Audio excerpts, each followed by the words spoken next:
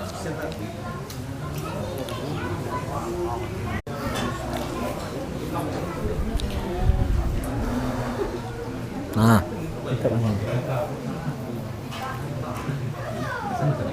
Bismillahirrahmanirrahim. Assalamualaikum warahmatullahi wabarakatuh.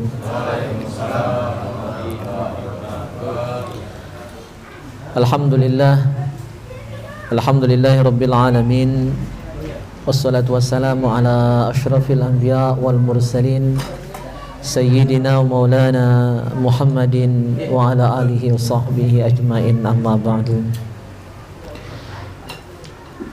Al-Mukarramun, para jamaah yang mulia, ikhwani fillah rahimakumullah, jamaah Majlis Ta'lim Al-Maghfirah, bil khusus sahibul bait, udah mukhlis, keluarga besar, dan juga nampaknya para tamu undangan serta keluarga beliau yang hadir pada malam hari ini.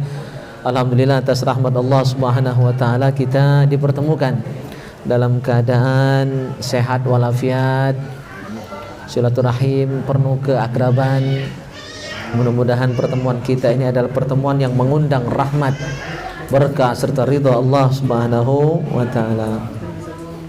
Salawat dan salam semoga senantiasa tercurahkan ke hadirat junjungan kita Nabi Muhammad sallallahu alaihi wasallam serta keluarga, sahabat dan pengikut beliau.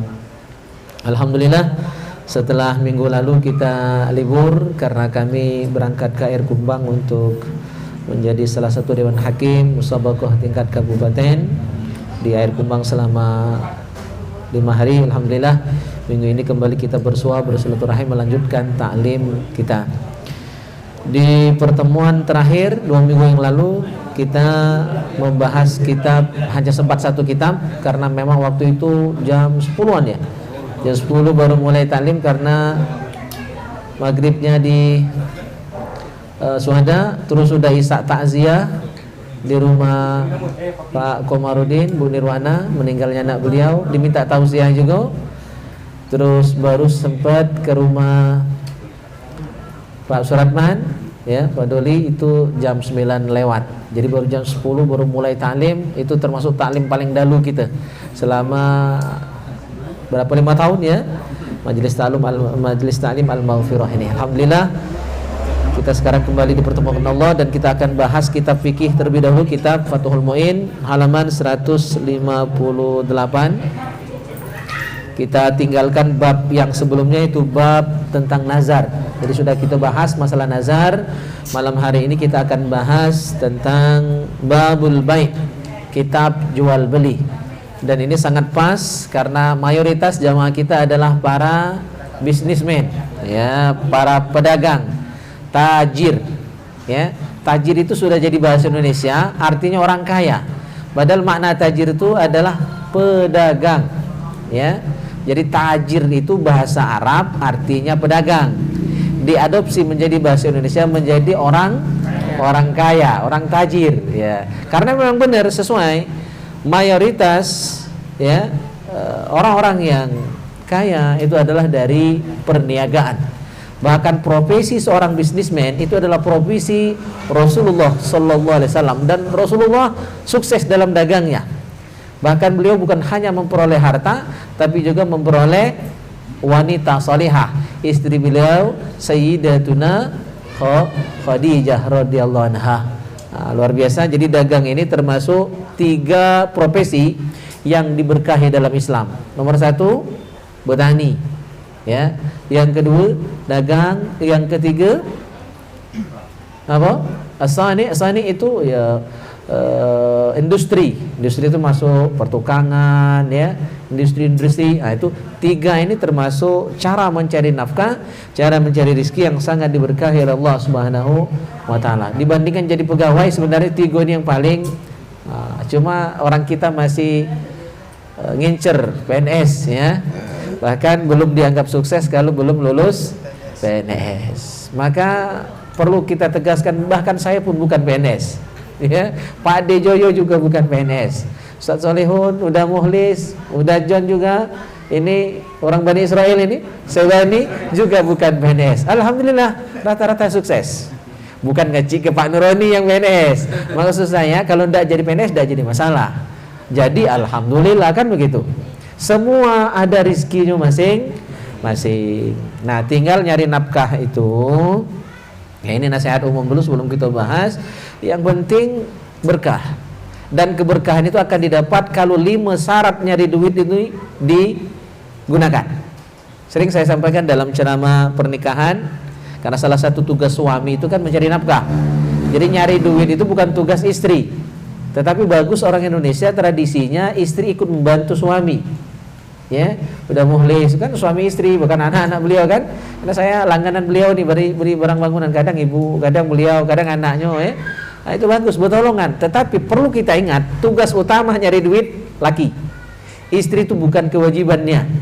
Tapi alhamdulillah para istri ikut membantu mencari nafkah, meringankan beban, ya, membantu para suami dalam mencari nafkah. Nah, kalau nak berkah duit yang kita peroleh, ya, berdagang dan lain sebagainya, usaha yang kita laksanakan, 5 ini tidak boleh tinggal. Dan berulang kali saya ingatkan, mudah-mudahan semuanya sudah hafal. Nomor 1 dalam nyari duit, berdagang, terutama yang kita bahas malam hari ini, alla yuakhiru syai'an min faraidillah. Ya, dalam usaha kita, dagang kita, tani kita, atau kita pegawai, kalau kati gawe itu gawe dah. Kalau kati gawe itu bukan pekerjaan itu ya. Tapi gawenya lontang lantung, masih begawe juga orang kita ni. Kemana? Sana sibuk. Ada gawe. Padahal buntu sebenarnya kan. Padahal kati gawe. Cuma masih pas ditanya ada gawe kan? Nak kemana? Ada gawe. 5 syarat. Nomor 1, alla yuakhiru syai'an min faraidillah. Selama bekerja jangan pernah melalaikan tugas sebagai hamba Allah. Salat jangan tinggal, puasa jangan tinggal. Bentar lagi kita masuk Ramadan. Ya, ini sudah bulan Rajab, Sya'ban, Ramadan. Nah, jangan gara-gara puasa ya, laju sungkan begawe, atau tak puasa karena alasan begawe. Jangan jadikan alasan itu. Ya. Pokoknya sesibuk apapun ibadah tetap dilaksanakan, tetap dikerjakan. Alla yuakhiru syai'an min faraidillah. Jangan melalaikan tugas sebagai hamba Allah. Yang kedua, supaya rezeki kita berkah, la yu'zi ahadan min khalqillahi ta'ala li ajlil kasbi. Jangan sampai menyakiti makhluk Allah. Apalagi rekan sekerja, sikut kiri kanan. Nah, ini biasanya di wilayah-wilayah jabatan ini nih. Pedagang pacak juga sikut-sikutan tuh ya. Main kerja kan. Bersaingan tuh. Enggak boleh. Pokoknya naik pangkat jabatan, majukan usaha kita tanpa harus sikut kiri kanan, dengan cara yang profesional saja, dengan cara yang baik dan benar. Kalau nyakiti sesama rekan sekerja, tidak berkah usahanya kalaupun dapat. Yang ketiga, ayyaqsuda bikasbihi isti'fafan li nafsihi wa li iyalihi. Niatkan ketika mencari nafkah untuk menjaga kehormatan diri dan keluarga. Karena kalau kita tidak bergawi, anak bini makan apa? Selama kita masih hidup, kita butuh pekerjaan, kita butuh makan minum. Ya, rizki memang sudah dijamin, cuma nak dijinguk. Wa ma min dabbatin fil ardi illa 'ala Allahi rizquha. Ya, seluruh makhluk Allah sudah dijamin rizki, cuma harus ada ikhtiar untuk menjemputnya. Nah, mantang itu ikhtiar, berdagang itu ikhtiar, bertani itu ikhtiar, jadi pegawai PNS atau non PNS itu ikhtiar. Ya, nyaka jangan salah tanggap, jangan salah paham mentang-mentang rezeki lah dijamin laju tak begawe. Ya, nah, itu keliru dalam memahami hukum Allah, dalam memahami masalah takdir termasuk masalah rezeki. Jadi niatkan ketika mencari nafkah untuk menjaga kehormatan anak bini, menjaga kehormatan keluarga. Semua sekarang ini membutuhkan uang. Nak numpang mohon maaf lagi mayar. Mana pajak gratis? Di WC pasar itu kan. Tetap seluruhnya butuh biaya. Anak-anak sekolah ya dan sebagainya, semuanya membutuhkan biaya. Nah, niatkan untuk itu.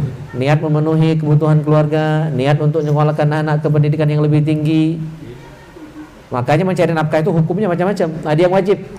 Yang wajib itu 3: sandang, pangan, papan. Ya, buat ke rumah, beli ke baju, belikan makanan, itu wajib bagi para suami. Jadi kalau sekarang masih ngekos, ya, jadilah alhamdulillah. Tapi niat ke depan harus buat rumah walaupun 2 tingkat jadilah. Ya, dah usah kecil-kecil, besar-besar jadilah. Okay? Berutang pergi tak apa-apa sama udah kan, asal bayar ya kan. Hutang barang bangunan. Ya. Itu tugas suami. 3 ini wajib. Dapat cak ditawar, sandang, pangan, papan. Maka dalam bahasa ilmu ekonomi, ilmu sosial disebut dengan kebutuhan primer. Itu tidak bisa ditolak. Ketika sudah menikah, 3 ini wajib. Sandang, pangan, papan. Yang kedua mencari nafkah yang hukumnya sunnah. Yang mana yang sunnah itu? Mencari nafkah selain untuk kebutuhan yang 3 tadi, ada lebih niatnya nak sedekah. Nak bantu masjid, nak bantu anak yatim piatu, ya, nak bantu orang fakir miskin, nak bantu pesantren, ikut jihad dengan hartanya, ya. Itu sunnah, nyari duit lebih supaya baca sedekah. Ya, wajib untuk yang 3 tadi, sandang pangan papan. Ada lebih, ya, walaupun dikit, ya. Infakkan di jalan Allah. Tiap hari 100.000 masuk ke jalan masjid, jadilah. Tak usah nak 1.000 tu 100.000 jadilah. Banyak lah banyak itu ya. Yang penting ada, ya, tiap hari biar dapat doa malaikat, Allahumma ati munfiqan khalafan. Ya Allah, berilah ganti, di doa malaikat, berilah ganti yang terbaik untuk orang yang sedekah pagi ini subuh ini. Itu doa malaikat. Nah, biar dapat doa infak terus tiap hari. Jadi wajib nyari nafkah, sandang pangan papan. Ada yang sunnah untuk sedekah niatnya. Yang ketiga mubah, hukum nyari duit itu. Ini macam-macam, bukan cuma wajib. Ada wajib, ada sunnah, ada mubah. Yang mubah mencari nafkah itu kapan? Ketika niatnya untuk tahadduts bin nikmah, menikmati karunia dan rizki dari Allah Subhanahu wa taala. Orang rumah bagus, kita pengen bagusi rumah juga. Selama ini mungkin cuma bermotor, pengen nak beli mobil, itu usah jehet-jehet kan, Innova jadilah, ya kan? Ada niat nama itu mubah, halal, asal memang ada rizkinya. Jangan sampai nyara ke diri berutang, ya kan? Kalau berutang juga ada incaran pajak mayar, yo. Nah, menikmati hidup, makan lemak, ya kan, jangan tiap hari makan lauk pedas, sekali-sekali makan ayam, ya kan. Nah, itu namanya tahadduts bin nikmah, ya. Ada orang kaya tapi makan pedas tiap hari, kan tak lemak juga, kan. Untuk apa dapat rezeki banyak makan pedas terus, ya. Sekali-sekali makan daging, makan telur, ya kan. Nah, itu hukumnya mubah. Kita dapat duit, kebutuhan wajib cukup, sedekah pacak, terus menikmati kenikmatan hidup. Macam udah nih kan, gudang dulu, gudang itu tuh, mana dia jadi taman, itu mubah hukumnya. Mubah arti mubah tuh halal. Hujan hari itu ya. 3 kali di rumah udah nih, hujan terus dah, alhamdulillah. Berkah pada jamaah nih. Itu mubah. Ya. Nah, yang keempat ini yang salah, haram. Nyari duit itu ada yang haram. Apa? Mukathiron wa mufakhiron. Niat dia nyari duit cuma untuk ditumpuk-tumpuk, untuk dibanggakan, itu yang haram. Fahuwa fi sabili syaiton. Cara ini adalah yang salah dan ini merupakan jalan setan. Nah, 3 pertama benar. Ya, yang wajib tadi untuk memenuhi kebutuhan ya sehari-hari. Yang kedua tadi untuk pacak sedekah. Yang ketiga untuk menikmati karunia dan rizki dari Allah Subhanahu wa taala. Tuh ya. Jadi yang pertama supaya berkata ya, Bu, jangan nyakiti, jangan sampai melalaikan tugas sebagai hamba Allah. Yang kedua jangan nyakiti rekan sekerja. Yang ketiga niatkan untuk menjaga kehormatan keluarga. Jangan sampai ya anak bini kita sara. Ya, kita nikah tuh nak menyenangkan anak bini, menyenangkan keluarga, bukan nak nyarakan bini, ya kan? Dan termasuk menyenangkan istri adalah memenuhi kebutuhannya, ya, baik lahir maupun batin. Nah, yang jomblo siap. Jadi nak nikah itu nak menyenangkan, bukan nak nyarakan, ya, nak menyenangkan, nak membahagiakan. Yang keempat supaya berkah rizki kita, maka apa? Allah yajhada nafsahu indal kasbi. Jangan berlebihan dalam bekerja sampai lupa waktu. Ya, tak sebalik dari toko kalau ada yang nak belanja tengah dalu misalkan, tersiksa hidup ya. Cak padel mak seminggu sekali dia cuma berdagang kan, tapi alhamdulillah laris ya. Jangan sampai tiap hari siang malam pak serentian begawe. Sampai apa tuh? P10, masih hafal P10? Pagi-pagi, pulang petang, pinggang pegal-pegal, pendapatan pas-pasan, masih buntu itulah. Hiduplah tersiksa, sengal kata istirahat, dia kaya tidak juga. Jangan berlebihan. Sampai saking sibuk begawe tak sempat kondangan, tak sempat pergi yasinan malam Jumat, tak sempat sholat berjamaah. Bahkan ada yang tak sempat sholat Jumat. Ya Allah, ada yang itu. Ada kejadian di kampung sana, tidak usah saya sebut, kayak malu. Ya, kawan kita tuh lah, penduduk kampung sana itu mantang tak sebalian. Balik dari kebun para itu cuma seminggu sekali. Asa dia balik rumahnya ludes terbakar. Nah, galak modal itu. Ya, tak sebalian dari rumah di kebun para, buat pondok yang bagus di kebun para tadi sampai tak sebalian. Asa balik seminggu sekali. Asa balik rumahnya lah habis terbakar. Nauzubillah. Untuk apa nyari duit modelnya itu? Kalau tidak bisa habis ludes terbakar oleh api. Itu yang keempat, ya, jangan berlebihan. Silakan bekerja, tapi jangan berlebihan sampai lupa waktu, lupa ibadat, lupa sanak keluarga. Ya. Yang kelima, syarat bekerja supaya berkah, ya, termasuk berdagang supaya berkah dagangannya. Alla yara rizquhu minal kasbi, walakin yara rizquhu minallah. Jangan yakini rezeki datang dari pekerjaan. Ya, pekerjaan itu cuma sebab, yang memberi rezeki adalah Allah. Wal kasbu sababan. Pekerjaan hanyalah sebab, hanyalah lantaran yang mendatangkan rezeki dari Allah Subhanahu wa taala. Oleh karena itu ingat, yang beri rezeki itu siapa? Supaya tidak lupa bersyukur. Ya, gitu. Tapi kita bahas itu baru pengantar. Kita bahas bab jual beli, babul bai'. Huwa lughatan muqabalatu syai'in bi syai'in, wa syar'an muqabalatu malin bi malin ala wajhin makhsus. Ya, secara bahasa jual beli itu adalah tukar menukar barang. Kalau zaman dulu belum ada duit, ya, pisang ditukar dengan ayam, ya kan? Atau ayam ditukar dengan beras, lekas habis cetok aja ya. Nah, itu zaman dulu barter. Yang penting asal tukar menukar sesuai kebutuhan kita. Kita ada beras, ya pengen makanlah ayam, tukar beras tadi. Ya, tukar menukar. Nah, sekarang sejak sudah menggunakan uang, tentu alat tukarnya tidak lagi menggunakan barang, tapi sudah menggunakan mata uang khusus dengan pecahan-pecahan yang bermacam-macam itu. Nah, itulah yang namanya jual beli. Itulah yang namanya dagang. Dan hukum jual beli halal berdasarkan firman Allah, wa ahallallahu al-bai'a wa harramar riba. Wa ahallallahu al-bai'a wa harramar riba. Allah menghalalkan jual beli dan mengharamkan riba. Dalam hadis disebutkan, su'ilan Nabi sallallahu alaihi wasallam ayyul kasbi atyab. Ya Rasul, usaha apa yang paling thayyib, yang paling baik, yang paling bagus dari segala macam usaha yang ada?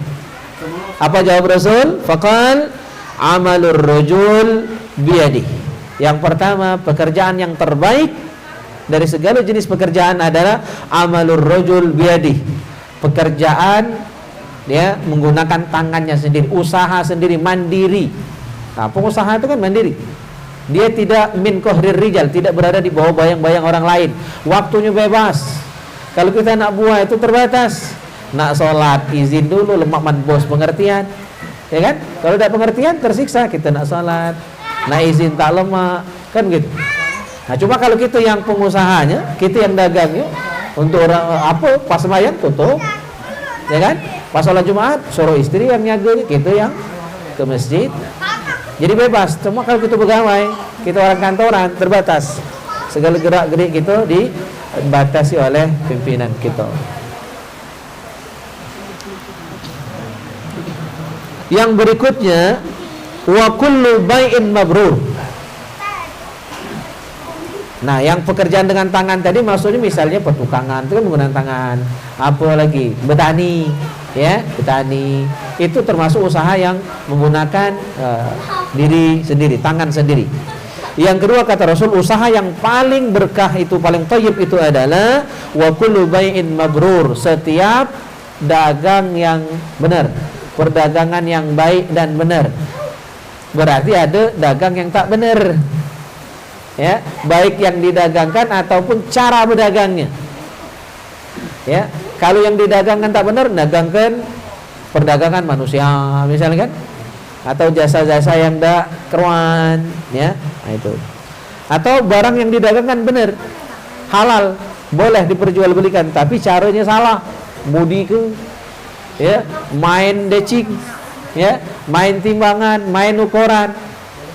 Yang jual papan misalnya seharusnya ukurannya 55 jadi 44 atau 4,5, itulah ngurangi. Ya. Besi itulah kan ada JI ada. Ya.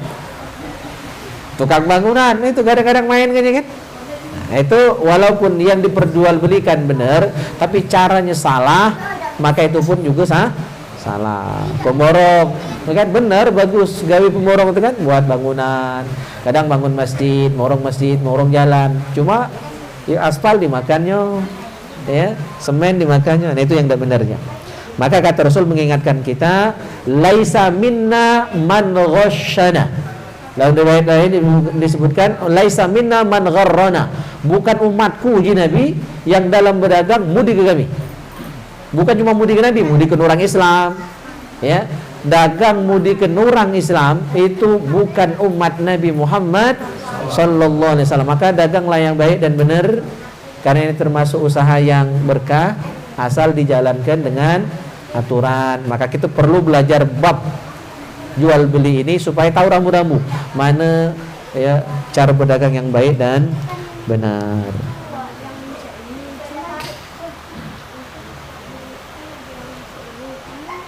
Nah, di sini disebutkan oleh Rasul ya, hadis tadi ya, setiap perdagangan yang baik dan benar itulah yang diberkahi. Nah, maksud bai'in mabrur, perdagangan yang baik dan benar itu yang mana?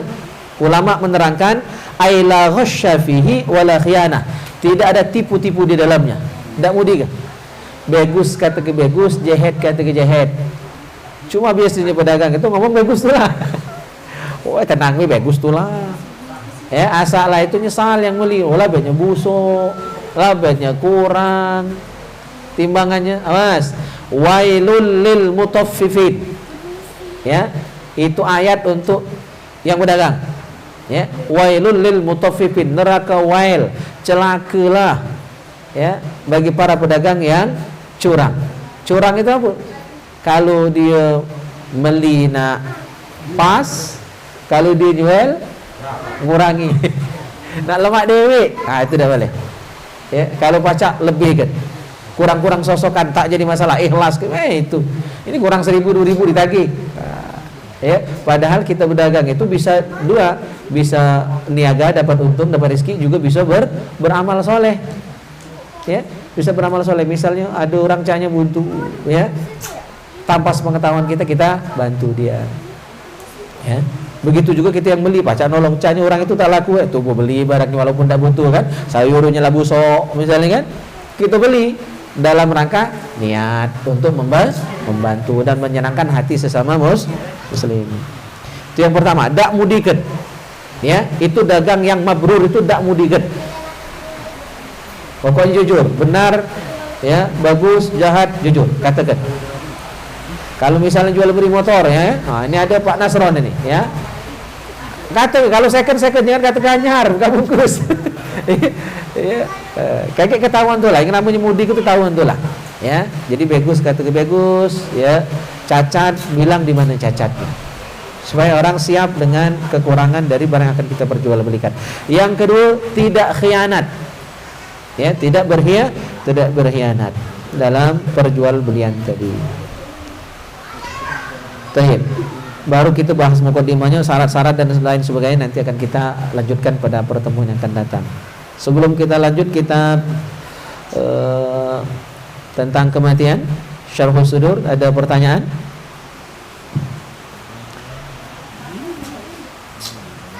Kalau lah bahas mati kita ganti pertanyaan lagi. Hilang sinyal kan, Pak?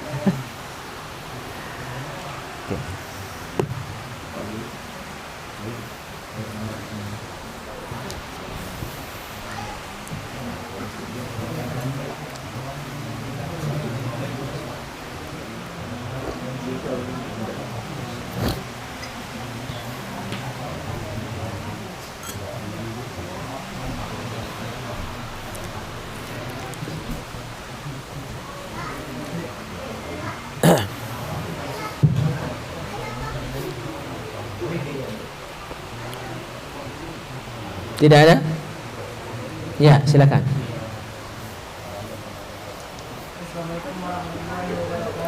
Waalaikumsalam.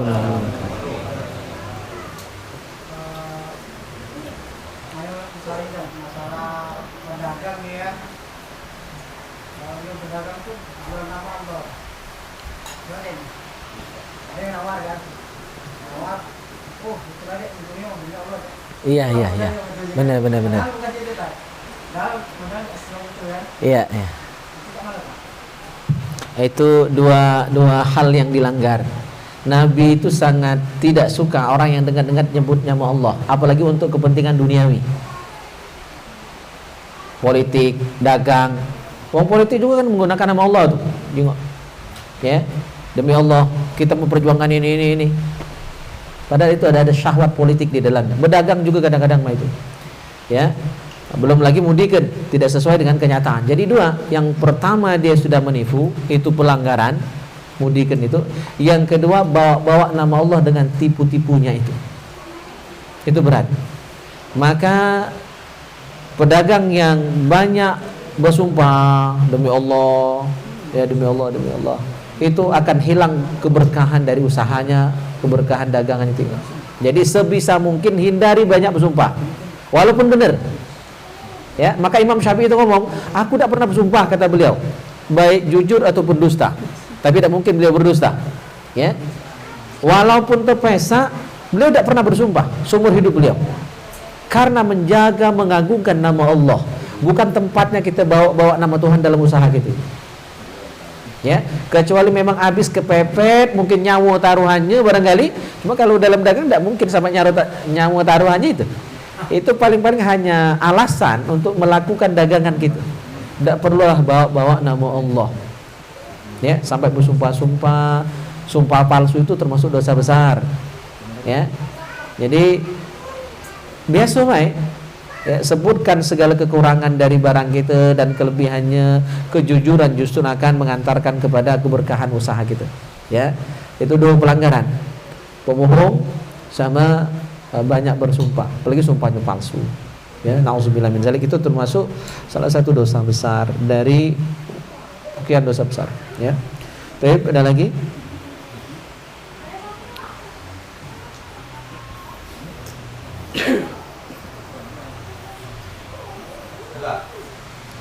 Assalamualaikum warahmatullahi wabarakatuh. Waalaikumsalam warahmatullahi wabarakatuh. Ayat-ayat Allah tu tak? Menjualkan ayat-ayat Allah kepada manusia, masyarakat. Apa hukumnya itu tak? Itu jelas di Al-Quran kan disebutkan, wala tashtaru bi ayati thamanan qalila. La tashtaru bi ayatillah thamanan qalila. Jangan perjualbelikan ayat Allah dengan harga yang murah. Cuma maksud ayat itu bukan berarti tidak boleh menjual mushaf Al-Quran. Yang berdagang buku, berdagang kitab, itu saya mantannya. Ya, jadi saya dulu waktu masih belum nikah, ya, waktu masih warawiri Palembang, setiap minggu saya pasti ke Palembang dan beli pesanan kitab anak-anak. Nah, itu halal jual beli kitab, ya, jual beli mushaf. Ya, cuma kadang-kadang orang memanfaatkan, tidak boleh katanya nganyang kalau jual beli Al-Quran. Ya, itu etikanya saja. Yang namanya jual beli boleh nganyang, cuma kan tidak sepatutnya. Ya, cuma kadang-kadang jadi alasan yang dagang nak mahal harga, kan? Mentang-mentang dia punya prinsip seperti tidak boleh nganyang jual beli Al-Quran, mushaf Al-Quran. Karena kalau memang Al-Qurannya, ya itu tidak bisa dinilai dengan harga berapapun. Ya kan? Cuma yang kita perjualbelikan itu jasanya, jasa percetakannya, ya, jasa angkutnya. Kalau nak beli ayat Al-Qurannya mau mana baca, ya, gitu. Jadi yang dimaksud memperjualbelikan ayat Allah dengan harga yang murah itu, dia menggunakan ayat-ayat Allah untuk tujuan duniawi. Itu maksud. Bukannya yang jual beli orang di toko tak? Iya. Kayak kesan dukun mana? Ya, itu yang saya maksud. Niat dia mencari duniawi, nyari duit. Dia kan baca ayat jampi-jampi depan, gitu kan. Niatnya semata-mata itu. Termasuk milik musabaqah, terus terang. Termasuk milik musabaqah atau jadi dewan hakim musabaqah, niatnya kalau cuma nak nyari duit, itu termasuk memperjualbelikan ayat Allah dengan harga yang murah.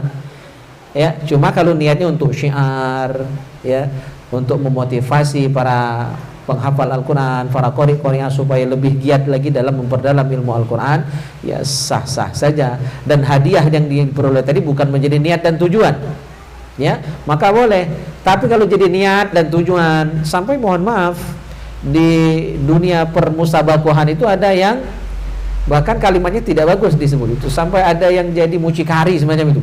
Dia keliling setiap musabakoh yang ada, dia dimilu juga. Bahkan dia menjadi germonya. Dalam artian dia himpun qori-qori'ah, kau kesana. Dia yang punya apa? Ini untuk ngirim para qori-qori'ah untuk ikut musabakoh. Itu jadi akhirnya merusak.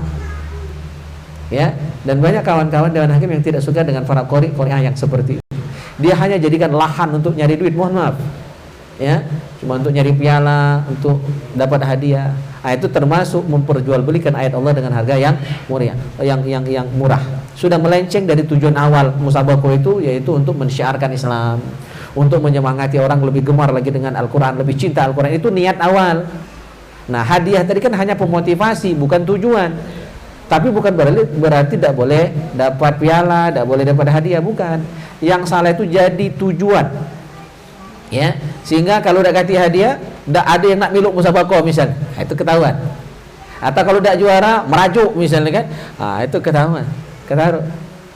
Ya, jadi itu balik ke hatinya masing-masing. Jadi yang dimaksud memperjualbelikan ayat Allah dengan harga yang murah itu, dia salah niat.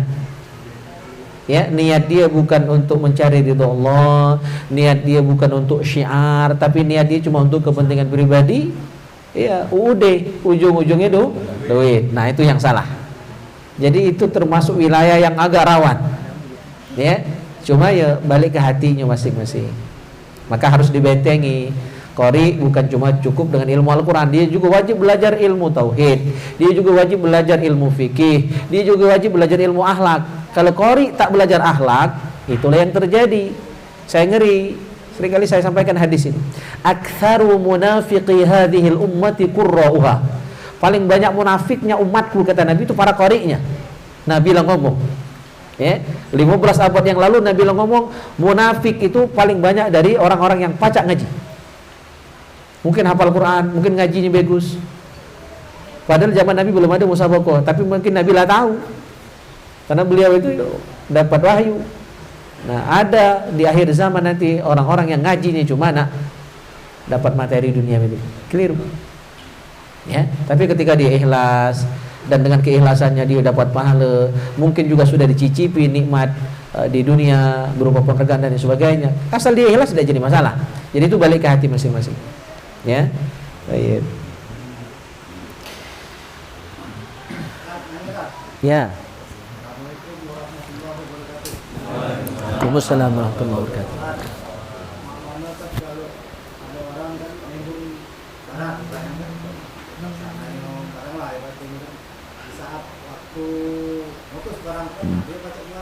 Ya. Ya, itu namanya uji tubuh tu nak lemak dewe. Ya, kalau uji orang putih lemak di diri, tak lemak di orang. Ya. Itu untuk kepentingan pribadi, maka dia menumpuk barang, dan itu secara hukum negara salah, dan itu bisa ditangkap. Hukum agama pun melarang itu. Apa namanya itu istilahnya? Penimbunan. Ya, jadi negara melarang, agama apalagi. Ya, di mana saat orang membutuhkan, dia justru ngimbangkannya, dan dia imbangkan ketika orang susah mencari, harganya naik baru dikeluarkan. Itu tidak boleh. Perdagangan seperti itu termasuk niaga yang terlarang, yang diharamkan. Ya, gitu. Jelas salah itu.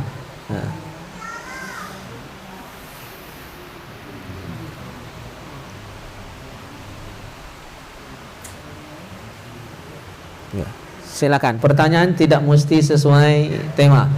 Ya, tema kita dagang, pertanyaan boleh selain itu. Oke. Ya. Assalamualaikum warahmatullahi wabarakatuh. Waalaikumsalam warahmatullahi wabarakatuh. Pertanyaannya Ustaz, apa hukumnya orang tinggal ini melanggar Allah, tapi orang tidak mau memaafkan? Nah, itu. Maaf bagimu lah. Itu rasa-rasa hamba cak rasa Tuhan itu dia. Ya. pegawai rasu kepala dinas, ya kan, staf honorer rasu kepala dinas, ya kan. Nah, itu di luar ya.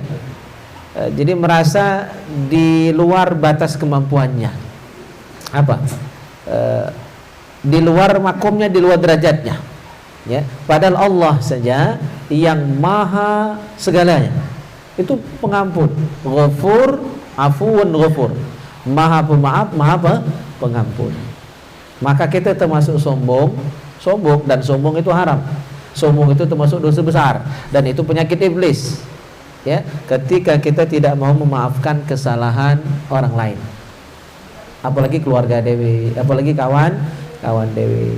Karena kita harus sadar, kalau orang salah kita juga pasti punya salah. Al insan mahallul khata' wan nisyan. Manusia itu tempatnya salah dan lupa. Ya, maka saling maafkan itu lebih baik. Jangan jadi cak Tuhan itu. Tuhan saja pengampun, masa kita tidak pemaaf. Ya. Jadi itu keliru. Itu keliru, ya, dan sikap itu termasuk sudah melampaui batas dan termasuk kesombongan. Ya, ketika kita tidak mau memaafkan kesalahan orang lain. Kayak gitu dibalas. Kita pasti ada salah dengan orang lah tidak maafkan kita pula. Ya, gitu.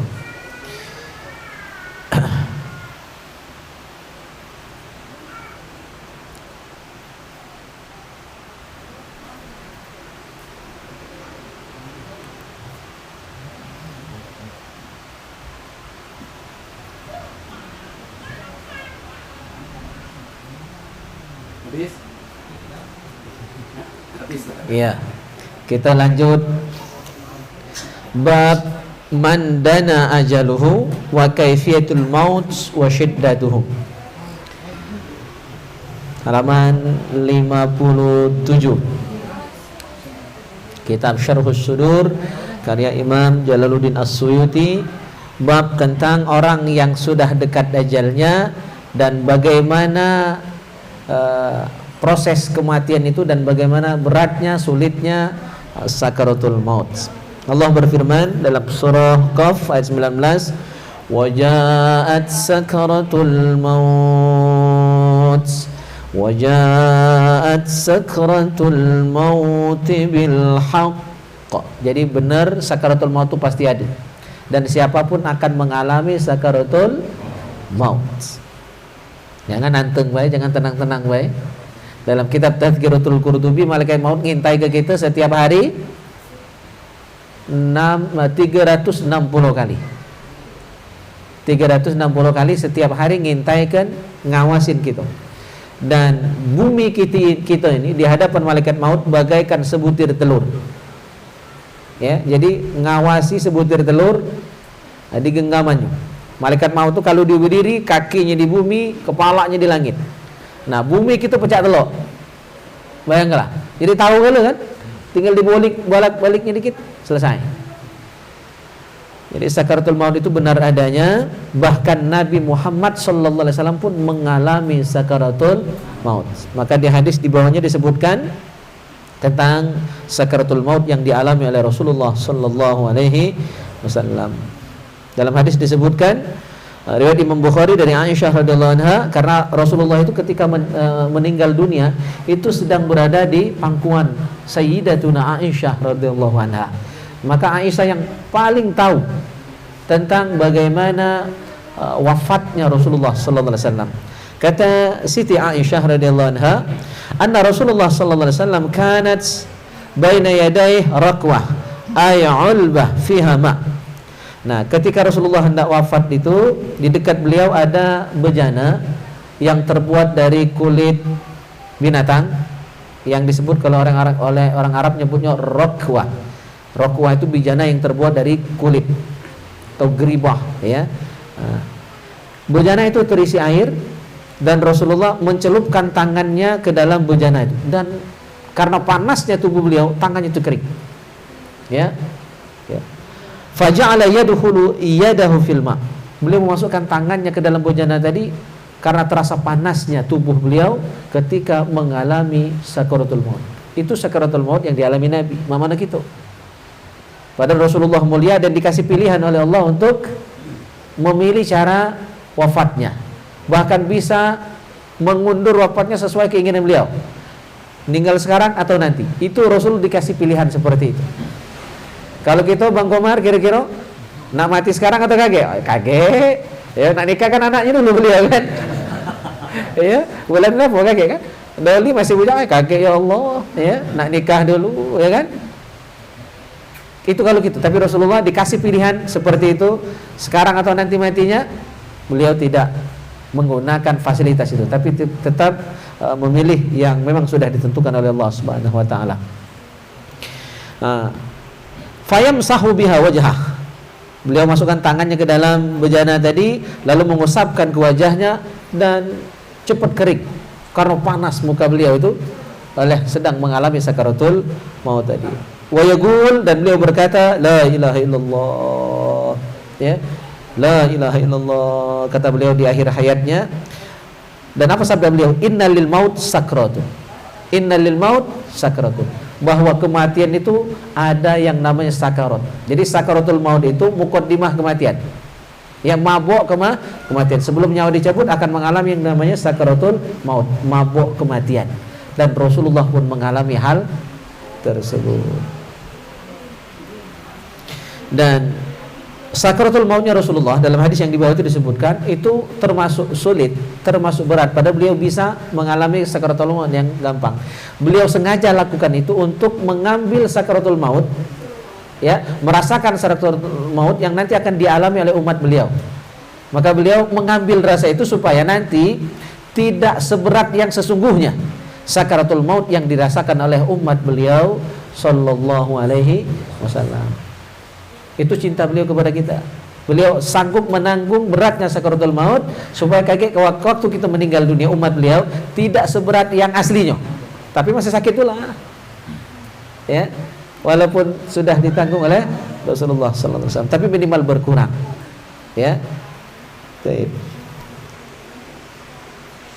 Kita lompat saja, ada beberapa hadis yang kita langkahkan. Langsung kita baca ke hadis halaman 58. Riwayat Imam Tabrani dalam kitab Al-Kabir dan Abu Nuaim dari Ibnu Mas'ud, beliau berkata Rasulullah sallallahu alaihi wasallam bersabda. Nah, bagaimana perbedaan meninggalnya orang beriman dengan orang kafir? Inna nafsal mu'min ya takhruju rashhan. Orang mukmin ketika ruh keluar dari jasadnya itu bagaikan mengalir saja. Ya, bagaikan keringat yang mengalir yang keluar dari pori-pori gitu. Sakit tidak waktu keringat keluar? Tidak sakit kan? Nah, mengalir seperti mengalirnya keringat, ya, keluar sebagaimana keringat keluar dari tubuh kita, begitulah ruh keluar dari jasad orang mukmin. Berarti tidak pula sari. Kalau memang mukmin. Nah, cuma masalahnya adalah kita ini kayak mukmin nih, ya, tapi tidak sampai ajal menjemput kita. Itu yang harus kita pertahankan. Ya, kalau memang kita sampai akhir hayat kita beriman kepada Allah Subhanahu wa taala, mukmin, mawa iman matinya gampang. Maka yang harus kita usahakan, yang kita tidak tahu adalah kita ini sekarang ya mukmin. Ya kan? Nah, mati kaget mukminnya apa tidak? Husnul khotimah atau su'ul khotimah. Maka kita berupaya ibadah siang malam, belajar siang malam, ngaji siang malam. Puasa bukan siang malam, siang ya kan? Dalam rangka kita minta dengan Allah, ya Allah, dengan amal aku yang tidak seberapa ini, dengan ilmu aku yang dikit ini, ya Allah, semoga Engkau wafatkan aku dalam keadaan mawa iman, matinya husnul khotimah. Ya, jadi kalau orang mukmin pasti matinya lemah. Rashhan, arti rashhan itu bagaikan mengalirnya keringat keluar dari tubuh kita, dari pori-pori, kan tidak terasa berat, ringan saja, biasa saja. Nah, yang tidak dijamin itu adalah kita mukmin apa tidak matinya kaget. Alhamdulillah, kalau memang kita mukmin, maka berdoa terus siang malam, minta husnul khotimah. Karena orang itu dinilai di akhir hayatnya, bukan sekarang. Maka kita yang rajin ibadah jangan sombong. Ya, yang banyak dosa jangan putus asa. Yang dinilai akhir hayat kita kaget. Tentu kita berdoa, kita yang rajin sekarang ibadah, ya, tentu meninggalnya dalam keadaan membawa iman. Itu harapan kita. Tapi tidak ada jaminan. Ya. Maka jangan sombong dengan amal ibadah kita, banyak-banyak berdoa minta husnul khatimah. Ya Allah biha, ya Allah biha, ya Allah bihusnil khatimah. Ya Allah biha, ya Allah biha, ya Allah bihusnil khatimah. Nah, itu orang mukmin. Bagaikan keluar, ruhnya keluar bagaikan keluar keringat, baik. Gampang, tidak sulit. Nah, semoga kita termasuk yang demikian. Amin ya rabbal alamin. Yang kedua, orang kafir yang tidak beriman kepada Allah. Nah, yang kafir ini belum tentu yang kafir sekarang. Kafir sekarang belum tentu dimati kafir, bisa jadi di depan hidayah masuk Islam. Ya, itu. Maka tetap berhusnuzon dengan semua makhluk Allah. Kalau dia kafir sekarang bisa jadi dia masuk Islam. Nah, kita yang Islam sekarang jangan sombong. Belum tentu matinya Islam. Ya. Jadi tetap waspada. Khauf dan roja. Nah, orang kafir kalau matinya kafir, wa inna nafsal kafir tusallu kama tusallu nafsul himar. Orang kafir ketika meninggal dunia maka nyawanya itu tusallu. Arti tusallu itu dicabut. Kalau baju ram kawale disentak, ditarik ke dengan keras. Sama cak nyabut paku, disentak ke. Ya. Jadi beda. Artinya sakit. Ya, dan sungguh menyakitkan ketika nyawa orang kafir dicabut oleh malaikat maut. Nyawanya dicabut bagaikan dicabut nafsul himar, nyawa keledai. Ya, bagaikan keledai hidup-hidup, kambing hidup-hidup dikuliti. Nah, itulah rasanya sakaratul maut yang dialami oleh orang yang tidak beriman kepada Allah. Wa innal mu'min la ya'malul khati'ah. Sesungguhnya orang mukmin dia melakukan amal jahat. Ya, kita ini pasti ada salah tadi ya. Karena memang manusia tempatnya salah dan lupa. Hatta ustadz sekalipun, kan ustadz juga manusia, pasti ada salah. Ya, pasti ada salah. Nah, ketika orang mukmin dia ada salah dan salah tadi belum sempat terhapus, tapi ajal sudah keburu menjemput nyawanya. Ya, malaikat menjemput nyawanya. Padahal salahnya masih ada, dia belum sempat taubat. Maka mana cara Allah membersihkan dosa dia tadi? Ya, caranya adalah fayushaddadu biha alaihi indal maut. Diberatkan sakaratul mautnya. Ya, disulitkan sakaratul mautnya. Seharusnya dia matinya lemah. Ya, tapi karena dia ada dosa, maka diberatkan sakaratul maut. Bagi orang mukmin, sulitnya kematian yang dia alami, beratnya sakaratul maut yang dia alami itu bukan hukuman, tetapi cara Allah nak membersihkan dosa. Jadi bagus tak? Maka tidak selalu yang mati susah itu su'ul khatimah, belum tentu. Ada yang kipas-kipasan dulu, ada yang berhari-hari sakaratul maut. Bisa jadi itulah cara Allah nak membersihkan. Dia ini masih ada tanggungan dosa. Biar beres dosanya, menghadap Allah nanti sudah bersih. Ya, tidak ada lagi membawa dosa sedikit pun, maka diberatkan sakaratul maut sebagai tebusan dosanya tadi. Jadi kan bagus. Jadi bagi orang mukmin bagus kalau mati lemah alhamdulillah, mati saro juga alhamdulillah. Jelas? Jadi bagi orang mukmin mati lemah bagus, berarti dia memang tidak katik dosa lagi. Kalau matinya disarekan asal dia orang Islam, orang mukmin, maka itu cara Allah mengampuni dosanya. Liyukaffira biha anhu, untuk menjadi penebus dosanya. Nah, sebaliknya, wa innal kafir la ya'malul hasanah. Orang kafir ada tak yang berbuat baik? Ada kan? Dulu orang Cina di kita yang toke kita dulu. Saya lagi SD dulu, hobi tiap tahun itu nyembelih sapi kan? Oh iya. Kadang sampai di cangkring tuh dikirimi daging sapinya tuh. Nah, waktu itu belum pula tertib hukum kan, makan-makan baik. Ya. Tapi sebenarnya halal secara hukum. Ya. Nah, kebaikan orang kafir ya, Allah masih hargai, Allah masih balas, Allah kasih ganjaran. Nah, mana cara Allah membalas kebaikan yang dilakukan oleh orang yang kafir tadi? Fayusahhalu alaihi indal maut liyujza biha. Ya, wa innal kafir la ya'malul hasanat fayusahhalu alaihi indal maut liyujza biha. Orang kafir terkadang dia berbuat baik. Dia membantu, seperti tsunami di Aceh tahun 2003, itu banyak bantuan orang kafir. Amerika, orang Eropa kan kirim bantuan. Kadang-kadang kita orang Islam belum tentu nyumbang waktu itu. Ya enggak? Terkenal bantuan mereka. Ya, bantuan kemanusiaan. Bahkan artis-artis atau pemain bola hebat itu, kayak Ronaldo itu kan punya anak asuh, dia sering membantu. Kayak Messi itu bantu, ya, orang-orang yang kesulitan. Rajin dia beramal.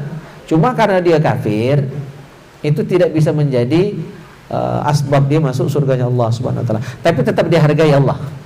Mana Allah menghargai amal kebaikan orang kafir, fayusahhalu alaihi indal maut, dimudahkan kematiannya, dimudahkan sakaratul mautnya. Berarti orang yang matinya muda belum tentu orang baik, belum tentu orang mukmin.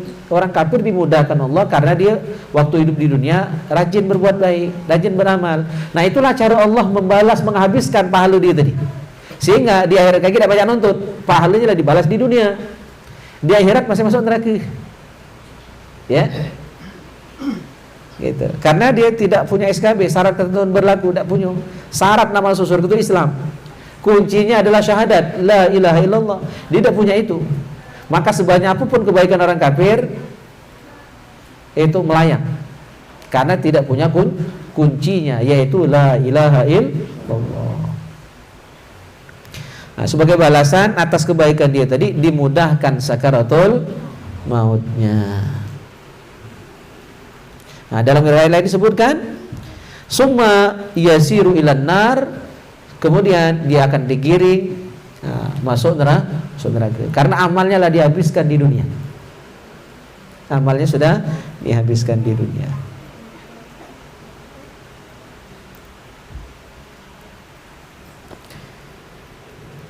Oke, kita baca satu hadis lagi.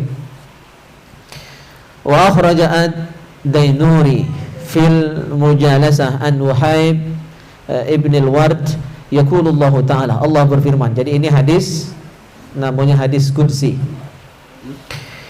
Inni la akhruju ahadan minad dunya, kata Allah, aku tidak akan mengeluarkan seseorang dari dunia, artinya tidak akan mematikan seseorang. Wa ana uridu an arhamahu, sedangkan aku menginginkan merahmati dia. Jadi kalau orang ini ingin diwafatkan oleh Allah, tapi Allah ingin merahmati dia, Allah sayang sama dia. Ya, nah, mudah-mudahan kita termasuk yang demikian ya. Allah sayang sama kita. Hatta uwaffiyahu bikulli khati'atin kana amilaha. Nah, caranya Allah, kalau Allah sayang dengan kita, dosa yang pernah kita lakukan itu ditebus semuanya. Ya, dituntaskan semuanya, diselesaikan semuanya. Dosa yang pernah kita lakukan selama hidup diselesaikan, dituntaskan oleh Allah Subhanahu wa taala. Bagaimana cara Allah menuntaskan dosa yang pernah kita lakukan? Di antaranya adalah saqman fi jasadihi, dikirim penyakit, saqman fi jasad. Jadi tubuh kita mengalami sakit, itu cara Allah ngampuni dosa kita. Sekecil apapun sakit itu, misalnya kesandung batu, ya, tertusuk jarum, kena duri, atau motor kita kena paku, nyurong motor, nah, itu sengal kan, berkeringat, mengas, ya. Itu sebenarnya cara Allah nak ngampuni dosa. Jadi kalau ada yang nyorong motor, ingat-ingat, mungkin pernah dosa apa di sebelumnya itu, ya, ingat-ingat, ya. Nah, jadi cara Allah membersihkan kita dari dosa, dikirim penyakit. Maka sabar waktu sakit. Oh, ini berarti Allah nak ngampuni dosaku, Allah nak membersihkan aku. Itu yang pertama. Yang kedua, wa musibatan fi ahlihi, Allah kirim musibah pada keluarganya. Ada yang meninggal, ada yang demam, ada yang sakit keluarganya. Ya, jadi musibah yang menimpa keluarga kita, anak bini, dulur, orang tua dan lain sebagainya. Keluarga kita ada yang mengalami musibah, itu cara Allah membersihkan kita. Yang ketiga wadaiqan fi ma'asyihi, sempit hidupnya, buntu. Yang tadi lapis 10 masih buntu tuh nggak? Pagi-pagi pulang petang, pinggang pegel-pegel, pendapatan masih pas-pasan, masih buntu. Nah, kebuntuan hidup itu Pokoknya jalan pakai balai, lah diukur dulu, masih tidak ketemu ya nak ngojek misalnya kan, sabar baik. Itu cara Allah nak meresahkan, ya, meresahkan kita dari kesalahan masa lalu. Wa iqtaran fi rizkihi. Nah, ini sempit rizkinya, ya, mirip-mirip dengan tadi buntu ya. Hatta ablagha minhu mathakil dzar, sampai dosanya itu tinggal dikit nian lagi, hanya sebesar debu. Ya, jadi dikirim penyakit masih ada dosa. Musibah menimpa keluarganya masih tinggal dosanya. Terus disempitkan rezekinya masih ada dosanya. Sampai dosanya tinggal dikit hanya sebesar debu, dzar. Mathakil dzar itu dosanya tinggal sebesar debu lagi. Tapi masih ada dosa berarti. Ya, fa in baqi alaihi syai'un, kalau masih tersisa dosanya walaupun hanya sebesar debu, ya, itu akan dituntaskan oleh Allah. Mana cara menuntaskannya? Syaddadtu alaihil maut. Syaddadtu alaihil maut. Aku sulitkan sakaratul mautnya. Nah, jadi bagi orang mukmin beratnya sakaratul maut, cara Allah menebus dosa orang mukmin itu. Hatta yafdiya ilayya kayaumi waladathu ummu, sehingga ketika dia kembali kepadaku, kata Allah, dia bagaikan bayi yang baru dilahirkan, katik dosa sedikit pun. Jadi sakit itu bagus, ngapus dosa. Musibah itu bagus, juga ngapus dosa. Kalau buntu juga bagus, walaupun sara ya, itu ngapus dosa. Kalau tak buntu ya alhamdulillah, kan? Maksudnya syukuri, buntu syukuri, tak buntu syukuri. Walaupun berat, bersyukur dalam kebuntuan itu berat ya. Jadi ya, solid itu. Terakhir, wa izzati, demi kemuliaanku, kata Allah, sampai Allah bersumpah, la ahruju abdan minad dunya, aku tidak akan mewafatkan seorang dari dunia ini, wa ana uridu an u'azibahu, tapi aku ingin menyiksa dia. Nah, sebalik yang pertama tadi. Orang ini diwafatkan dalam kemurkaan Allah, Allah nak nyiksa dia. Maka hatta uwaffiyahu bikulli hasanatin amilaha, aku akan balas, aku akan sempurnakan semua kebaikan yang pernah dia lakukan. Nah, ini yang tidak lemah. Jadi jangan bangga dengan amal soleh kita, ya. Kalau amal soleh tadi dikontani Allah, dibalas Allah secara kontan di dunia ini, karena berarti nak dihabiskan di dunia, di akhir kaki tidak bersisa sedikit pun. Tak lemah kan? Ya. Jadi itu berarti cara Allah nak nyiksa seorang hamba. Dia memang rajin beramal soleh, tapi balasan dihabiskan di dunia. Maka belum tentu yang hidupnya lemah, matinya kaget masuk surga, belum tentu. Nah, itu pelajaran untuk kita. Mana cara Allah nak nghabiskan amalnya tadi?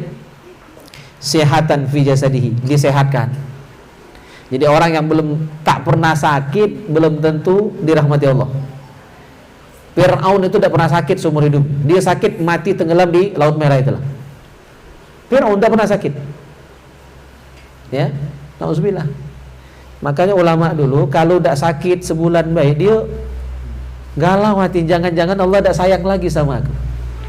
Karena ciri Allah mencintai seorang hamba, ibtalahu, hamba itu akan diuji dengan sakit, dengan sesekali diuji dengan kegagalan ekonomi, kebuntuan. Ya, biasa pacak jual motor 5 ekor sehari, nasoran hari itu dak sekok pun terjual misalnya, itu akan diuji.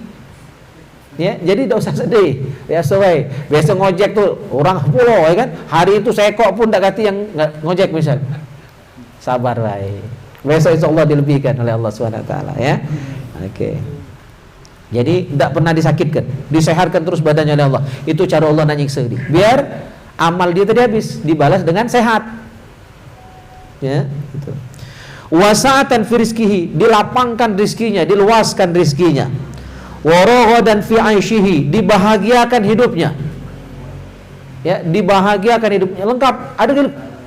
Ya, bini ada, anak ada, cucong ada, rumah bagus, mobil banyak, bini lah banyak pun barangkali kan. Waraghadan fi 'aishihi, dibahagiakan hidupnya. Ya. Wa amnan fi sirbihi, dan hatinya disenangkan. Sirbi itu hati, ya, hatinya disenangkan, diamankan hatinya. Ya, jadi artinya bahagia lahir batin, lemah nian cai hidupnya. hatta ablagha minhu mathaqil dzar, sehingga kebaikan dia tinggal hanya sebesar debu saja tinggal. Ya, di dunia habis pahalanya. Dibalas dengan sehat, hidup lemah, dan sebagainya tadi. Fa in baqiya lahu syai'un, kalau pahalanya masih ada walaupun hanya sebesar debu, hawantu alaihil maut, aku mudahkan kematiannya. Tidak dipersulit sakaratul mautnya hatta yafdhiya, sehingga ketika dia menghadapku meninggal, innalillahi wa inna ilaihi raji'un, wa laisa lahu hasanatun, tidak ada satupun lagi pahalanya. Pahalanya habis di dunia. Dibalas dengan sehat, hidup lemah dan sebagainya tadi. Nah, tidak ada satupun kebaikan yattaqi bihan nar, yang dapat menyelamatkan dia. Yattaqi itu menjaga dia, menolong dia, menyelamatkan dia dari siksaan api neraka. Nauzubillah. Ya. Maka kita ini harus waspada. Harus waspada. Ya, jangan bangga dengan amal, jangan sedih kalau dosa, cepat-cepat taubat kepada Allah SWT. Pokoknya banyak-banyak berdoa, minta husnul khotimah. Semua masih remang-remang bagi kita. Kita tidak ada jaminan. Tidak ada jaminan. Nabi itu maksum, dijamin masuk surga dan pasti tidak melakukan maksiat, lagi ibadahnya luar biasa. Sampai sholat kakinya bengkak kaki Nabi karena keseringan sholat, lamanya berdiri beliau dalam sholat. Nah, kita yang tidak kasih jaminan anteng baik. Belajar tak galak, beramal lidah, ya kan? Sedekah tak pernah, ya, lewat masjid tak mampir, tak saluan, ya kan? Nah, nauzubillah. Kita yang tidak ada jaminan ini seharusnya lebih semangat lagi ibadahnya dibandingkan Rasulullah dan para sahabat beliau sallallahu alaihi wasallam. Baik, mudah-mudahan yang kita bahas ini menjadi nasihat bagi kita sehingga kita makin semangat untuk belajar dan tentu lebih semangat lagi dalam mengamalkan ilmu yang kita pelajari ini. Baik, sebelum kita tutup, ada yang nak ditakon ke? Silakan. Katik tutup. Iya. Sebelum nanya Mang Wahab. Izin nyampai pertanyaan dari Kak Razim Nata. Iya.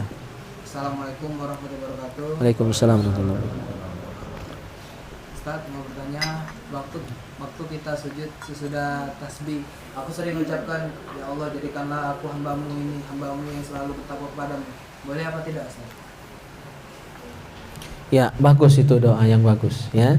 Doa supaya jadi hamba yang soleh, hamba yang senantiasa bertakwa kepada Allah Subhanahu wa taala. Itu ada versi Arabnya, ya kan? Versi Arabnya. Cuma kalau dibaca dalam bahasa Indonesia boleh, cuma karena dalam sholat, tadi sudah saya terangkan di Masjid Syuhada juga ada yang bertanya seperti itu. Jadi kalau berdoa dalam sholat menggunakan bahasa Arab itu walaupun terdengar jahar bacaannya terdengar oleh orang lain, maka sholatnya sah dan tidak batal.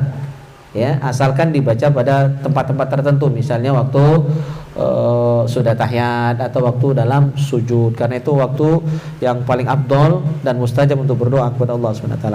Cuma kalau doanya menggunakan bahasa Indonesia seperti yang ditanyakan tadi, maka boleh tapi cukup dalam hati, jangan dilafazkan. Karena selama sholat itu tidak boleh menggunakan bahasa selain bahasa Arab. Kalau doanya pakai bahasa Indonesia dan terlapas, terucap, terdengar, maka sholatnya batal saat itu. Jadi cukup dalam hati. Nah, kalau nak itu pakai bahasa Arab, ya. Oke, ada lagi?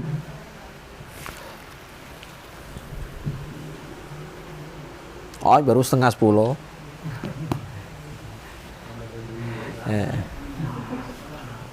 Allahu Akbar.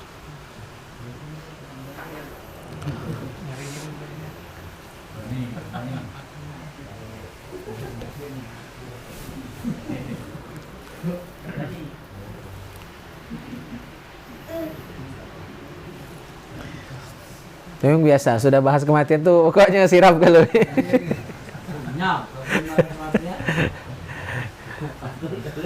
Tiap minggu bahas bab kematian ini. Insya Allah kita khatamkan kitab ini ya. Masya Allah. Sudah berapa bulan belajar kitab ini? Sudah sampai halaman 50. Total halamannya tidak capai. Ya, cuma 424.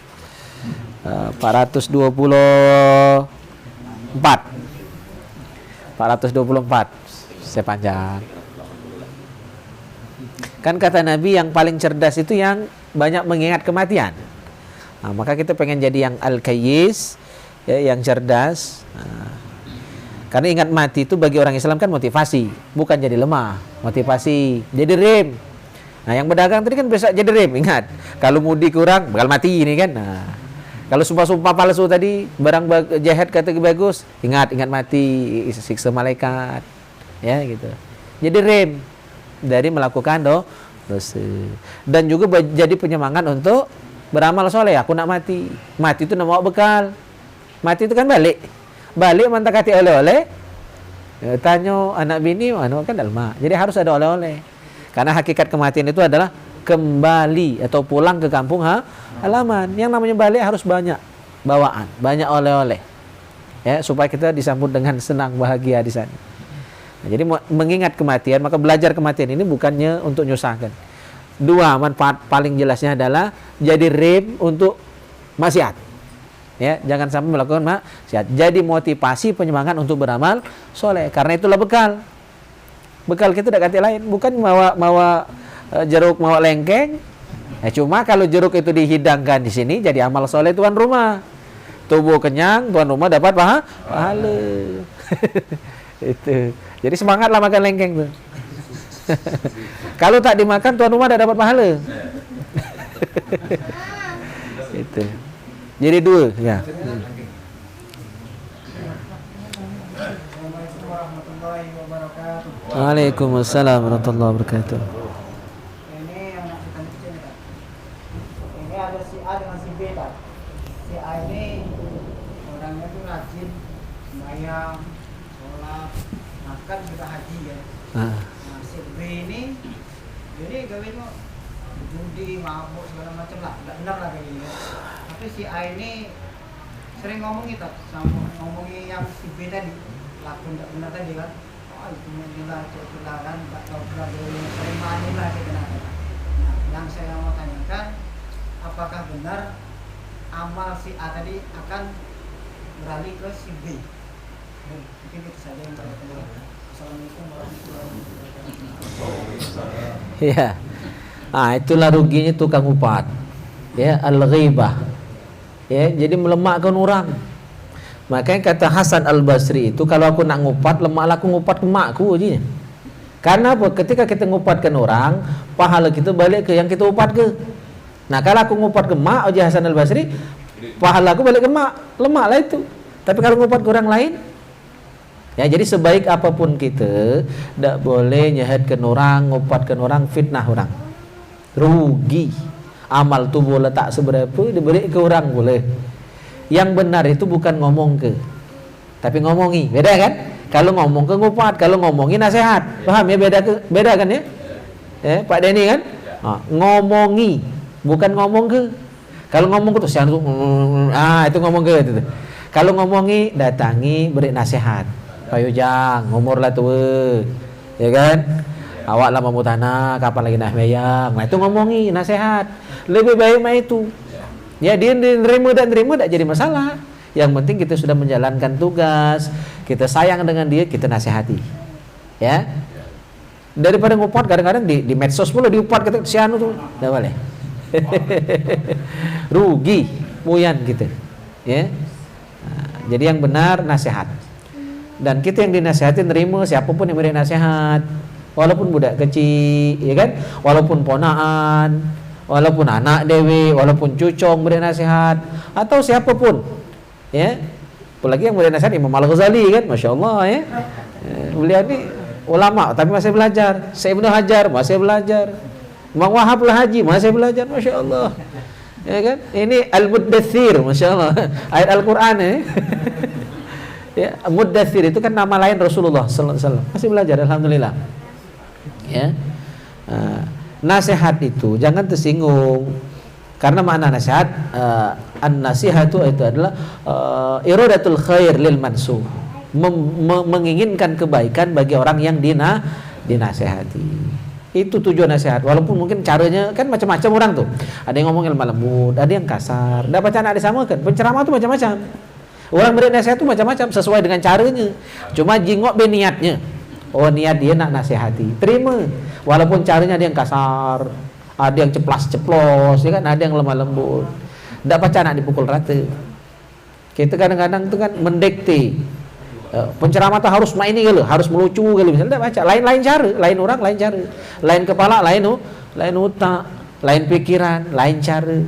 Yang penting jengok niatnya nasihat, ambil ketika isinya baik dan benar dan untuk kebaikan kita. Ya, jadi yang benar itu bukan ngomong ke, ngomongi, artinya nasihat, bukan ngupat ke, ya, gitu.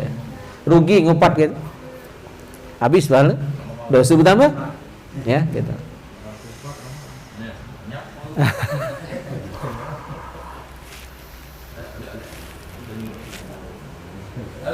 Oh ya, boleh. Assalamualaikum warahmatullahi wabarakatuh. Waalaikumsalam. Coba soal kematian tadi lah. Ya. Dan ajal tadi. Kita kan diuji Tuhan sakit. Ya. Nah waktu kita sakit tadi kan, kita kan tidak melaksanakan ibadah gitu lah. Kemana nak mengaku dosa gitu lah. Selama kita sakit tadi. Kita sakit kan kapal. Iya. Iya. Nah, sakit, semaya tidak, apapun tidak, kita ingin masuk surga. Nah, bagaimana juga? Assalamualaikum warahmatullahi wabarakatuh. Bagaimana itu Iya. Dosa kan, kita sakit tadi kan menghapus dosa. Tapi waktu kita sakit tadi, tidak semayang, tidak apa-apa, kita lama. Nah, itu. Iya. Jadi kan semuanya itu ada syarat dan ketentuan berlaku. Sakit yang mana? Ya. Makanya sakit itu yang disertai kesabaran. Itu yang baru jadi pahala dan menghapus dosa. Dan terus tetap melaksanakan pengabdiannya kepada Allah walaupun dia sakit. Jadi tidak seluruh orang sakit itu dapat ampunan, benar. Tidak seluruh. Makanya nanti di akhirat itu akan ada orang yang diadili oleh Allah Subhanahu wa taala. Yang pertama dihadirkan orang kaya. Orang kaya, pejabat tinggi, ngapu kota semayang. Ya Allah, aku tak ibadah di dunia, aku sibuk. Aku banyak harta, aku banyak itu jabatan. Ya, aku ngurusi rakyat yang banyak sehingga aku tidak sempat semayang. Aku tidak sempat puasa. Sengal ngurusi rakyat yang banyak. Ya, sibuk ngurusi harta. Kata Allah, uzurmu ditolak. Ya, karena ada nabi yang kaya raya, bahkan dia seorang raja, juga seorang nabi, yaitu Nabi Sulaiman alaihissalam. Dia nabi, dia raja, tapi tidak pernah tinggal ibadat. Kau seberapa kaya dibandingkan Nabi Sulaiman? Ya kan? Nabi Sulaiman itu saking kayanya, ya seluruh dunia waktu dia menguasai, ya dikuasai. Ya, kerajaannya itu separuh dunia, timur ke barat. Ya, yang lain baru raja-raja lain. Separuhnya dia yang jadi rajanya. Maka uzurmu ditolak. Karena ada yang lebih kaya tapi tetap ibadah kepada Allah. Yang kedua dimajukan lagi. Siapa? Orang miskin. Ya, orang miskin. Ya Allah, ngapu itu aku tak sholat dulu karena aku miskin, sibuk nyari duit. Ya, orang tak nolong aku, keluarga cuek dengan aku dibiarkannya be. Ya, sehingga hidup pula sare, karena sare aku sibuk nyari duit, maka aku tak sempat sembahyang, tak sempat ibadat. Uzurmu ditolak. Yang kaya ditolak, yang miskin pun ditolak. Jadi tidak setiap orang miskin bagus, itu juga sebaliknya orang kaya.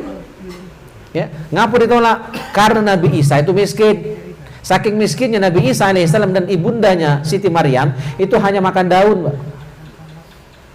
Ya, saya belum nemu orang miskin di tubuh ini pengalaman balai saking miskin sampai makan daun itu. Paling-paling makan lauk tak belauk. Miskin tubuh ini paling-paling makan lauk pedih kan? Paling itu. Ya, kalau masih makan nasi walaupun beras-berasnya mambu, berasnya tak bagus kan masih makan nasi. Ya.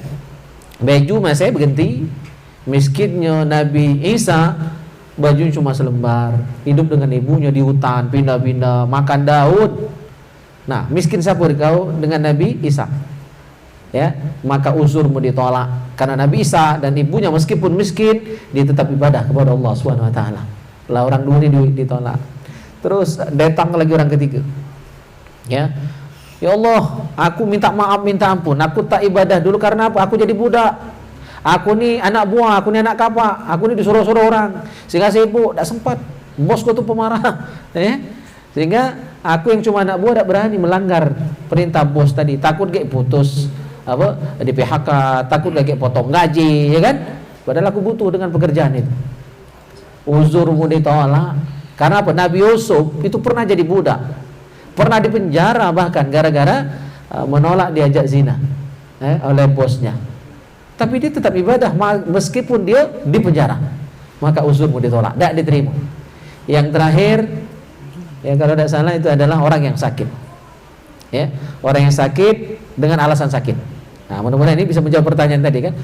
Ya Allah, aku tak sempat ibadah, tak sempat semayang, tak baca puasa, ya, apalagi nak sedekah, ya kan, tak sempat. Ya aku sakit dan buntu pula. Ala ke anunya kan, tak lemaknya kan. Sehingga minta ampun, ya Allah, minta maaf, aku tak baca ibadah karena aku sakit, bertahun-tahun aku sakit. Dibalas oleh Allah, uzurmu ditolak, uzurmu tidak diterima, alasanmu tidak diterima oleh Allah Subhanahu wa taala. Karena apa? Ada nabi, jadi balas ini nabi kalau dibantah. Ya. Kurang paham kamu kan? Nabi kalau dari awal tadi. Nah, Nabi Ayub itu sakit 10 tahun lebih. Bahkan tinggal tulang, tinggal bawa dengan tulang. Anaknya banyak mati kan. Ya, kebunnya habis terbakar. Retenya ngejut habis, ngejut jadi bangkrut. Bininya banyak minta cerai, tinggal siko istrinya yang setia, namanya Siti Rahmah. Dan terus sakit bertahun-tahun sampai tinggal kulit dengan tulang.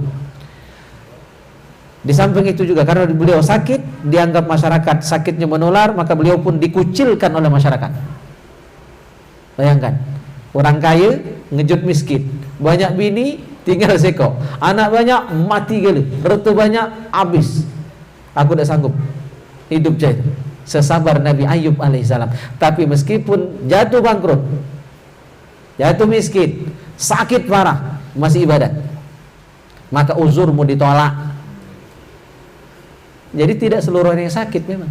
Orang yang sakit tetap ibadah, orang yang miskin tetap ibadah, orang yang kaya tetap ibadah, yang punya jabatan tetap ibadah, itu yang masuk surga. Maka masih ingat yang pertama tadi kan, 5 syarat tadi kan? Tidak melalaikan tugas sebagai hamba Allah, tidak nyakiti makhluk Allah. Nah, syarat itu tidak boleh tinggal. Jadi SKB, syarat ketentuan berlaku, bukan sakit ya. Ada syarat lain, cuma tidak disebut tadi. Baguslah ditanyakan oleh Bang Dani gitu ya. Masya Allah. Taib, masih ada? Ya. Assalamualaikum warahmatullahi wabarakatuh. Waalaikumsalam warahmatullahi wabarakatuh. Ini masalah tentang kematian juga, Ustaz. Ini Allah Ta'ala ini kan pengasih penyayang kepada umatnya. Seandainya umur kita sampai 70, kita masih sayang sama dunia, kita minta doanya kepada Allah untuk banyak umur. Adakanlah mati saya. Assalamualaikum warahmatullahi wabarakatuh. Ya, jadi doa panjang umur itu memang ada dan diajarkan oleh Rasulullah Shallallahu Alaihi Wasallam. Bahkan dalam hadis kan disebutkan orang yang terbaik itu siapa? Man tola umruhu wa hasuna amaluhu. Orang yang panjang umurnya dan bagus amalnya. Bahkan guru kita Kiai Balian, setiap kami silaturahim sama beliau, motivasi tidak pernah lupa. Dan beliau sering ngomong, kalau aku umur panjang, aku nak ini. Aku nak nulis kitab ini sampai sekian jilid, dan cita-cita beliau masih panjang. Kalau aku sehat kaki, aku nak ke Alamir buka pengajian. Itu cita-cita beliau. Umurnya sekarang sudah 84 tahun masuk. Jadi beliau masih berharap umur panjang. Jadi tidak masalah, asal niatnya baik. Nah, cuma jangan niatnya umur panjang, ya Allah panjang kalau umur aku nak bini lagi misalnya kan. Itu mintaannya lain. Nyari ke anak orang yang dibuat bini tadi. Ya, jadi asal niatnya benar, udah tidak apa-apa. Niatnya nak beramal saleh, niatnya masih nak nyebarkan ilmu, gitu. Ya, jadi boleh. Karena kata Buya Hamka, umur panjang itu, ya kan? Umur panjang itu maksudnya adalah walaupun kita sudah meninggal dunia, sebutan kita masih baik, itu bisa jadi. Jadi makna umur panjang itu dua. Memang umurnya dipanjangkan ya. Memang umurnya dipanjangkan jadi meninggalnya di usia yang tua, itu yang pertama. Yang kedua, dia umur panjang dalam pengertian walaupun umur dunianya pendek, mungkin cuma 30-40, yang banyak ulama yang muda meninggal beberapa dekade terakhir ini. Tetapi meskipun dia sudah meninggal dunia ratusan tahun bahkan ribuan tahun, tetapi namanya masih disebut. Nah, itu berarti umurnya panjang. Nabi Muhammad sudah meninggal 15 abad yang lalu, tapi sampai hari ini dan seterusnya sampai akhirat nanti nama beliau akan disebut-sebut terus. Nah, itu makna umur panjang. Jadi kebaikan kita dikenang orang. Nah, itulah makna umur yang panjang. Maka tugas kita selama hidup ya memperpanjang umur kita dengan kebaikan gitu. Ya, insyaallah. Ada Ustadz Abdul Somad di belakang sana kan, sudah Ustadz terkenal, sudah profesor, doktor, masih belajar. Kita terkenang kayak Masya Allah ya. Gitu. Jadi umur panjang, kebaikan kita dikenang orang. Jadi boleh minta umur panjang, boleh, cuma niatnya baik. Ya gitu. Mana Pak Cik? Iya.